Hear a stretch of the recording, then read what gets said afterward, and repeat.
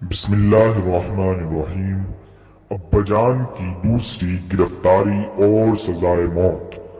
کتاب شجرہائے سایہ دار، سیدہ حمیرہ مودودی۔ 28 مارچ 1953 کو ابا جان دوبارہ مارشل لا کے تحت گرفتار کر لیے گئے۔ پھر وہی گنے چنے پیسے تھے اور چھوٹے چھوٹے 8 بچوں کے ساتھ دمے کی مریضہ انتہائی کمزور صحت والی ہماری اماں جان تھی، جنہوں نے بڑے حوصلے سے ان حالات کا مقابلہ کیا۔ کبھی چوڑی اور کبھی انگوٹھی بیچنے کا سلسلہ جاری رہا۔ حسب سابق پھر خود کھانا پکانا اور گھر کے سارے کام کرنے شروع کر دیے۔ اس مرتبہ مارشل لا کے تحت فوجی عدالت میں ابا جان پر مقدمہ چل رہا تھا۔ یہ مقدمہ ایک پمفلٹ قادیانی مسئلہ لکھنے کے سلسلے میں چل رہا تھا۔ 9 مئی 1953 کو مقدمے کی کارروائی مکمل ہو گئی۔ یہ 11 مئی 1953 کی صبح تھی جب اماں جان ناشتہ بنا رہی تھی اور ہم سب بچے اسکول جانے کے لیے تیار ہو کر ناشتے کے انتظار میں بیٹھے تھے۔ اسی دوران میں ایک دم ہمارے سب سے بڑے بھائی عمر فاروق صاحب ہاتھ میں اخبار لیے بڑے گھبرائے ہوئے اندر آئے اور اماں جان کو ایک طرف لے جا کر اخبار دکھایا۔ اس اخبار میں نہ جانے کیا تھا کہ اسے دیکھتے ہی اماں جان کا چہرہ زرد پڑ گیا۔ تاہم دوسرے ہی لمحے انہوں نے اخبار چھپا دیا اور ایک لفظ کہے بغیر ہمارے لیے اسی دل جمعی اور اسی رفتار سے پراٹھے بنانے شروع کر دیے جیسے وہ پہلے بنا رہی تھی۔ پھر ہم سب کو ناشتہ کروا کر اسکول روانہ کر دیا اور اندر جا کر بھائی سید عمر فاروق کو بھی اسکول جانے کی ہدایت کی۔ اندر سے عمر بھائی کی آواز آئی، نہیں اماں، مجھ سے اسکول نہیں جایا جائے گا۔ دوسرے بڑے بھائی احمد فاروق گھر سے کچھ دور ہی گئے تھے کہ ایک ہاکر زور زور سے اعلان کر رہا تھا، مولانا مودودی کو پھانسی کی سزا سنا دی گئی۔ وہ تو اپنا اخبار بیچنے کے لیے آواز لگا رہا تھا، لیکن اسے معلوم نہیں تھا کہ اس کے سامنے سے جو ایک بچہ یونیفارم پہنے سائیکل پر سوار اپنے اسکول جا رہا ہے، یہ اسی کے باپ کو پھانسی دینے کا اعلان ہے۔ چنانچہ عمر فاروق بھائی بھی آدھے راستے ہی سے واپس آ گئے۔ میں اور اسما جب اسکول جانے کے لیے گھر سے نکلے تو ہاکروں کی صدائے کان میں پڑی، مولانا مودودی کو پھانسی کی سزا سنا دی گئی۔ اس وقت ہمیں معلوم ہوا کہ عمر بھائی اخبار ہاتھ میں لیے کیوں گھبرائے ہوئے اماں جان کے پاس آئے تھے اور اس اخبار میں کیا تھا جسے دیکھتے ہی اماں جان کا چہرہ زرد پڑ گیا تھا۔ لیکن اس کے باوجود ہم دونوں بہنیں گھر واپس نہیں آئیں بلکہ سیدھی اسکول چلی گئیں۔ اسکول میں ہمیں جو بھی دیکھتا حیران رہ جاتا تھا۔ ہماری ہیڈ مسٹریس صاحبہ ایک عیسائی خاتون تھی۔ انہوں نے جب اسکول اسمبلی میں ہمیں دیکھا تو تقریر کرتے ہوئے طالبات سے کہا، دیکھو رہنما ایسے ہوتے ہیں کہ باپ کو پھانسی کی سزا سنائی گئی ہے اور بیٹیاں صاف ستھرے یونیفارم پہنے اسمبلی میں بالکل پرسکون کھڑی ہیں۔ شاباش اس ماں کو ہے جس نے ایسے دن اور ایسے موقع پر بھی اپنی بچیوں کو صاف کپڑے پہنا کر، بال بنا کر، کھلا پلا کر اسکول روانہ کر دیا۔ یہ لڑکیوں کا کمال نہیں ہے، یہ تو ان کی ماں کی عظمت ہے کہ انہوں نے آج بھی اپنی بچیوں کی تعلیم کو مقدم جانا۔ کوئی اور جاہل عورت ہوتی تو اس نے رو رو کر سارا محلہ سر پر اٹھا لیا ہوتا۔ ہیڈ مسٹریس صاحبہ نے یہ بھی کہا، عام لوگوں اور لیڈروں میں یہی فرق ہوتا ہے۔ اس وقت میں 9ویں جماعت میں اور اسما 7ویں جماعت میں پڑھتی تھی۔ وہ ہیڈ مسٹریس صاحبہ تو عیسائی تھی اور ایسی باتیں کر رہی تھی، جبکہ ہماری دوسری اسکول ٹیچرز جو مسلمان تھی کہہ رہی تھی، یہ کہاں سے لیڈر بن گئے، یہ تو غدار ہیں، پاکستان کی مخالفت کرنے والے۔ لڑکیاں بھی تو دیکھو کتنی مکار ہیں، یہ سب ایکٹنگ ہے، چالاک ماں کی چالاک لڑکیاں۔ اسکول سے واپس جب ہم اپنے گھر آئے تو منظر ہی اور تھا۔ پوری گلی لوگوں سے بھری پڑی تھی، دور دور تک بسیں کھڑی تھی جن میں سوار ہو کر لوگ دوسرے شہروں سے آ گئے تھے۔ ہم دونوں بہنیں گلی سے گزر کر گھر کے دروازے تک بمشکل پہنچ سکی، پھر دروازے سے گھر کے اندر داخل ہونا مشکل تر ہو گیا۔ کچھ لوگ دھاڑے مار مار کر رو رہے تھے اور کچھ خاموشی سے آنسو بہا رہے تھے۔ ایسے میں جب انہوں نے ہمیں خاموشی سے بستے اٹھائے اسکول سے گھر آتے دیکھا تو حیران رہ گئے۔ انہوں نے اپنے آنسو پوچھ ڈالے اور کہا جب مولانا کے بچے نہیں رو رہے اور صبر و سکون کے ساتھ حالات کا مقابلہ کر رہے ہیں تو ہم روتے اور بے صبر ہوتے کیا اچھے لگتے ہیں؟ کچھ لوگوں نے کہا صبر تو اسی کو کہتے ہیں۔ بڑی مشکل سے ہجوم میں سے گزر کر جب ہم گھر کے اندر پہنچے تو پورا گھر خواتین سے پٹا پڑا تھا۔ جو خواتین اس دن ہمارے گھر اظہار ہمدردی کے لیے آئی تھی رو رہی تھی۔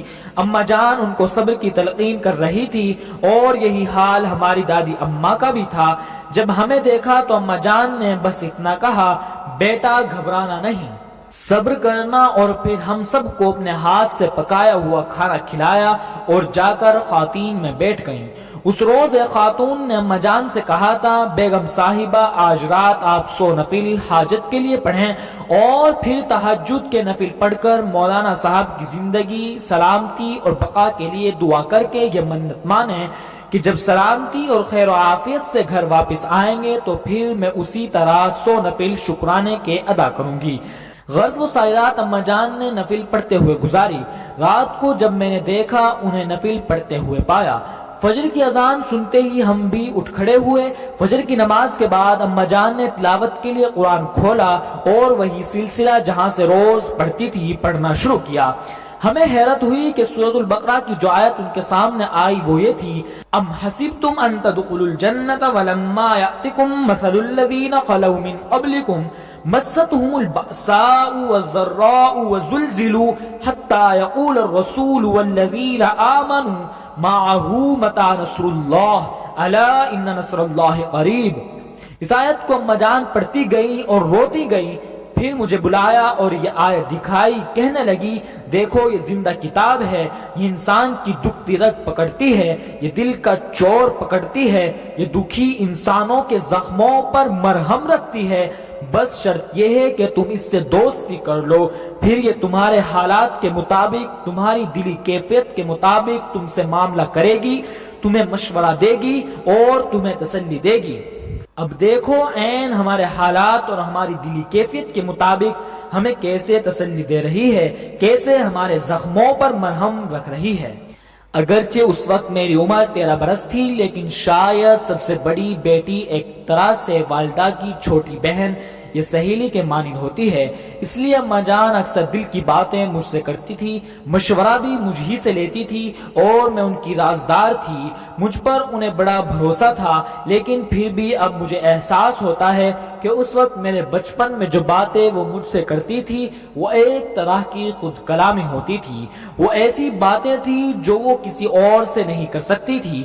اکثر کہا کرتی تھی کہ بدقسمت وہ ہے جس کی بیٹی نہ ہو، یہی وجہ ہے کہ انہوں نے اپنی تینوں بیٹیوں کو جن نازوں سے پالا پوسا اور پڑھایا لکھایا وہ بیٹوں کو نہیں نصیب ہوئے۔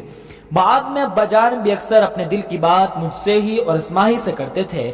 بس پھر سارا دن اماں جان مطمئن رہی، وہ بار بار اس آیت کا ورد کرتی رہیں اور کہتی رہیں ویسے تو سارے ہی قرآن پر اللہ تعالیٰ کا شکر واجب ہے کہ اس نے ایسی زندہ کتاب ہم کو عطا فرمائی، لیکن اس آیت کا ہم سب پر بہت ہی بڑا احسان ہے کہ اس نے ایسے نازک وقت میں ہمیں حوصلہ دیا، بشارت دی اور ہماری دستگیری کی۔ دوسری رات بھی آئی اور گزر گئی، اماں جان مطمئن رہی، باہر مردوں سے اور اندر عورتوں سے گھر بھرا رہا۔ عورتیں روتی ہوئی آتی تھی، مگر اندر آ کر جب اماں جان اور دادی اماں کا صبر دیکھتی تھی تو خاموش ہو جاتی تھی۔ ابا جان کی سزائے موت کے خلاف ملک بھر میں احتجاجی مظاہروں، ہڑتالوں اور سزا کی منسوخی کے مطالبات کا ایک طوفان اٹھ کھڑا ہوا۔ دوسرے مسلم ممالک ہی نہیں، بہت سے غیر مسلم ممالک کے مسلمانوں کی طرف سے بھی گورنر جنرل اور وزیر اعظم کے نام تار بارش کی طرح برس رہے تھے۔ رد عمل انتہائی وسیع اور ہمگیر تھا۔ 13 مئی کو اماں جان نماز عصر سے ابھی فارغ ہی ہوئی تھی کہ جماعت اسلامی کے ایک صاحب آئے اور انہوں نے کہا بیگم صاحبہ کو دروازے کے پاس بلائیے۔ ہم سب ڈر گئے کہ پتہ نہیں کیسی خبر ہے۔ اماں جان بھی بڑی گھبرائی ہوئی آئی کہ ایک دم دروازے کے پیچھے سے آواز آئی بیگم صاحبہ مبارک ہو، مولانا کی سزائے موت 14 سال قید بمشقت میں تبدیل ہو گئی ہے۔ اس کے علاوہ حکومت کے خلاف ایک بیان جاری کرنے کے جرم میں 7 سال مزید قید بامشقت کی سزا سنائی گئی ہے۔ وہ صاحب تو اپنی کہے جا رہے تھے، ادھر اما جان پہلا جملہ ہی سن کر کھڑے قد سے سجدے میں گر گئیں۔ ان کی دیکھا دیکھی ہم بچے بھی سجدے میں گر گئے۔ اب تو گھر کا ماحول ہی بدل گیا، سب طرف سے مبارک سلامت شروع ہو گئی۔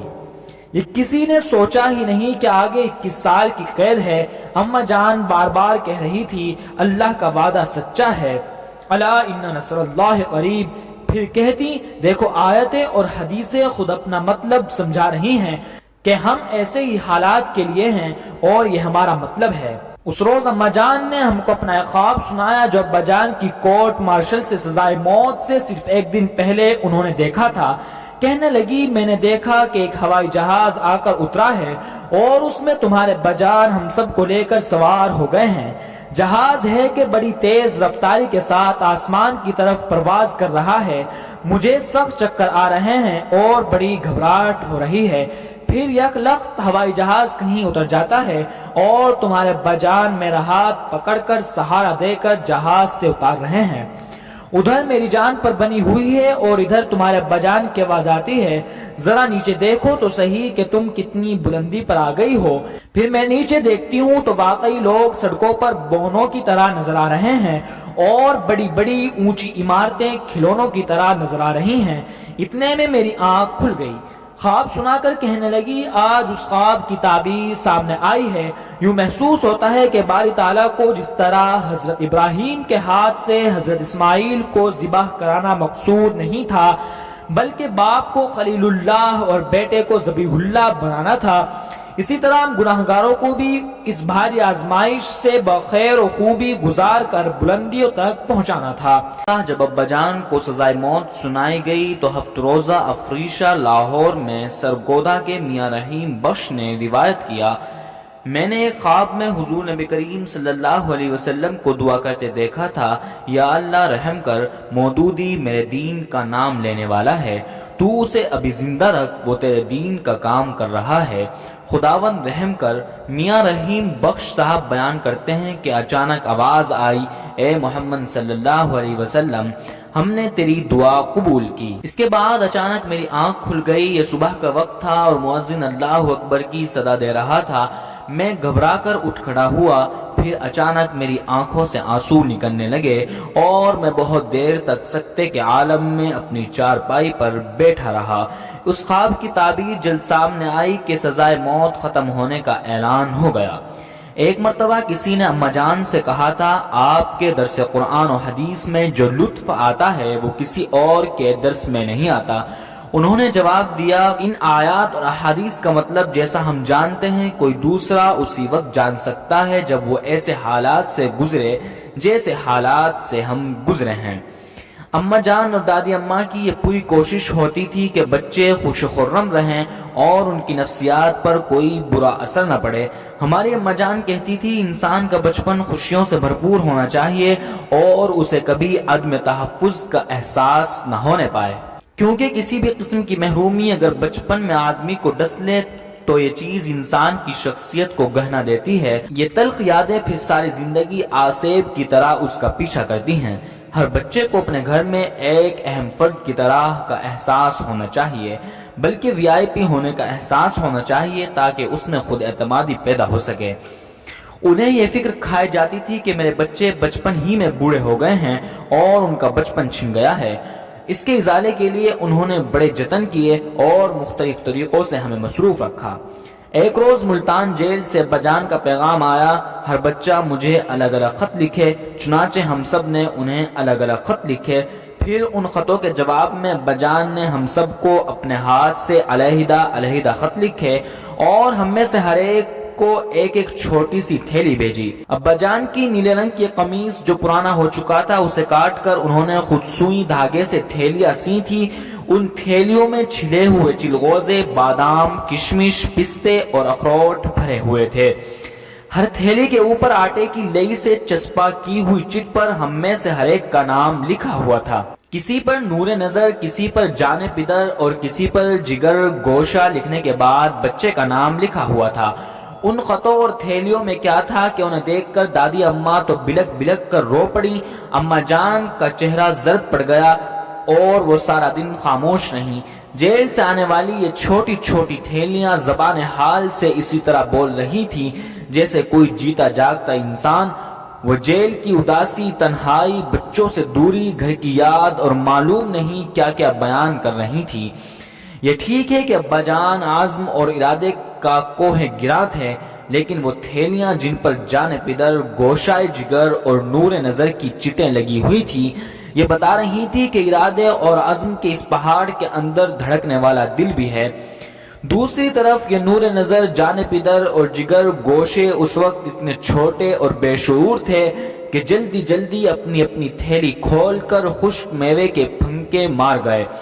انہوں نے اپنے بچپنے میں یہ بھی نہ سوچا کہ کس محبت و الفت سے وہ چلغوزے ابا جان نے اپنے ہاتھ سے چھیلے ہوں گے، اور پھر کس محبت سے وہ تھیلیاں بنائی ہوں گی، اور پھر کس پیار سے ہر بچے کا فردن فردن نام لکھا ہوگا۔ ہم بچوں نے تو اپنا کام کر لیا، لیکن دادی اماں اور اماں جان نے وہ خالی تھیلیاں سنبھال کر رکھ لیں۔ اب خیال آتا ہے کہ کاش وہ تھیلی آج بھی میرے پاس ہوتی جس پر ابا جان نے جان پدر کے بعد میرا نام لکھا تھا۔ وہ تو ایک قیمتی اثاثہ اور قیمتی یادگار تھی۔ آخر کار 29 اپریل 1955 کو قانونی اسم کی بنا پر ابا جان 25 ماہ کی قید و بند کے بعد رہا ہو کر گھر آ گئے۔ وہ بڑا ہی خوشیوں والا مبارک دن تھا۔ ہمارا گھر پھولوں، ہاروں اور مٹھائیوں سے بھر گیا۔ ہر طرف سے مبارک سلامت کی آوازیں سنائی دے رہی تھی۔ وہ سارا دن اسی خوشی اور مسرت کے عالم میں گزرا، اور جب رات ہوئی تو ہم سب سونے کے لیے لیٹ گئے۔ خوشی اور تھکاوٹ کے مارے اس رات ہم بچوں نے نماز عشاء بھی نہیں پڑھی کہ ایک دم اماں جان کی آواز کانوں میں پڑی، ذرا دیکھو ان بے شرموں کو، بجائے شکرانے کے نفل پڑھنے کے انہوں نے فرض نماز بھی نہیں پڑھی۔ جب باپ کو پھانسی کی سزا سنائی گئی تھی تو یہ کیسے نفل پڑھ کر دعائیں مانگ رہے تھے۔ بس نکل گیا مطلب، اب تھوڑی کبھی اللہ تعالیٰ سے واسطہ پڑھنا ہے۔ یہ سنتے ہی ہم اٹھے اور وضو کر کے نماز پڑھنے لگے۔ اس پوری رات اماں جان شکرانے کے نفل پڑھتی رہیں، یعنی انہوں نے سزائے موت والی رات جو منت مانی تھی کہ جب میاں خیریت کے ساتھ گھر واپس آئیں گے تو جس طرح آج حاجت کے 100 نفل پڑھے ہیں اسی طرح شکرانے کے 100 نفل پڑھوں گی، اس کو پورا کر رہی تھی۔ لیکن اس مرتبہ انہوں نے چائے کا تھرمس اپنے پاس رکھا ہوا تھا اور تھوڑی تھوڑی دیر کے بعد چائے پیتی تھی، جبکہ سزائے موت کی خبر سننے کی اس ہولناک رات میں بالکل چائے نہیں پی تھی۔ صبح کو اماں جان کہنے لگی، انسان بھی کتنا ناشکرا ہے، جب میاں کی جان کے لالے پڑے ہوئے تھے اور موت سامنے کھڑی نظر آ رہی تھی، 100 نفل بہت تھوڑے لگ رہے تھے۔ نہ نیند آئی، نہ تھکاوٹ محسوس ہوئی، نہ طبیعت بوجھل ہوئی اور نہ دھیان ہی ادھر ادھر ہوا۔ جو الفاظ زبان سے نکل رہے تھے وہی دل سے بھی نکل رہے تھے۔ کمر بعد میں جھکتی تھی، دل پہلے جھک جاتا تھا، لیکن کل رات کبھی نیند آتی تھی، کبھی تھکاوٹ محسوس ہوتی تھی اور کبھی سر میں درد ہوتا تھا۔ وہ جذب اندرون سرے سے نصیب ہی نہ ہوا جو اس مرتبہ ملا تھا۔ اس کمزوری کا ذکر کرنے کے ساتھ ساتھ اماں جان توبہ و استغفار بھی کر رہی تھی۔ سچ ہے ہم حقیقی معنوں میں اللہ تعالیٰ کا شکر ادا نہیں کر سکتے، چاہے ساری عمر سجدے میں گرے رہیں۔ ایک بار اماں جان نے بچوں کی شرارتوں سے تنگ آ کر ابا جان سے کہا، کوئی باپ بھی اولاد کا اتنا لاڑ پیار نہیں کرتا جتنا آپ کرتے ہیں۔ کبھی تو ان کی شان میں گستاخی کر دیا کیجئے، کبھی تو ڈانٹ ڈپٹ کر کے ان کی باز پرس کیجئے۔ اس پر ابا جان نے بڑی سنجیدگی سے جواب دیا، تم کو کیا معلوم کہ جب میں جیل میں ہوتا ہوں تو ان کے لیے کتنا اداس ہوتا ہوں۔ میں ان کی صورتوں کو ترس جاتا ہوں، ان کی آوازیں سننے کے لیے تڑپ جاتا ہوں۔ جب میں 1953 میں جیل گیا تھا تو میرے سب سے چھوٹے بیٹے خالد نے نیا نیا بولنا سیکھا تھا۔ جیل میں اس کی توتلی باتیں میرے کانوں میں گونجتی تھی۔ میں محسوس کرتا تھا کہ میرا سب سے قیمتی اثاثہ چھن گیا ہے، کہ جب کبھی میں جیل سے باہر آؤں گا تو خالد بڑا ہو چکا ہوگا اور اس کے بچپن کا وہ سٹیج گزر چکا ہوگا۔ پھر تو وہ پکی پکی باتیں کرنے لگے گا۔ میں جیل میں اپنے تصور میں انہیں دیکھتا تھا اور ان سے باتیں کرتا تھا۔ اب تم کہتی ہو کہ میں انہیں ڈانٹ ڈپٹ کروں اور ڈراؤں دھمکاؤں، یہ مجھ سے نہ ہو سکے گا۔